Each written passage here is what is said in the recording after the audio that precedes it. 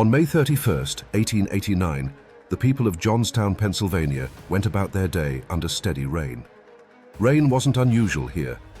The town sat deep in a river valley surrounded by steep hills and mountains. Flooding happened often enough that many residents barely paid attention anymore. But this storm was different.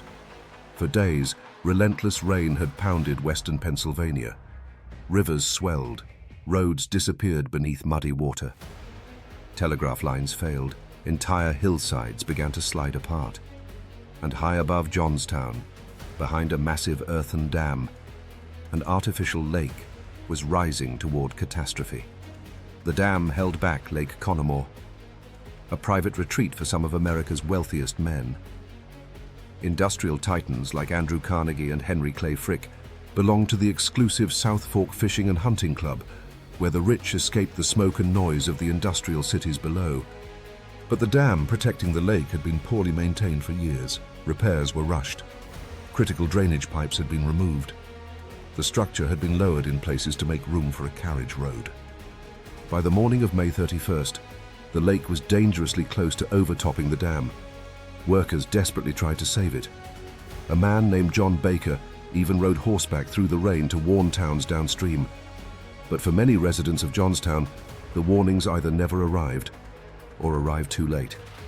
At around 3:10 in the afternoon, the South Fork Dam collapsed. In less than an hour, nearly 20 million tons of water thundered down the valley. The flood moved with horrifying force, carrying entire houses, railroad cars, trees, animals and factories in a wall of debris racing toward Johnstown. Some survivors later described hearing what sounded like a continuous roar of thunder before the water appeared. Others had only seconds to react.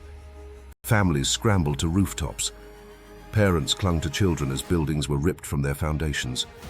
Entire neighborhoods vanished beneath black, churning water. When the flood reached Johnstown, the debris jammed against a railroad bridge, forming a massive tangled pile of wreckage stretching for acres. Then it caught fire. Hundreds of survivors trapped in the debris field either drowned or burned alive as flames spread across the wreckage. By the time the water finally receded, more than 2,200 people were dead.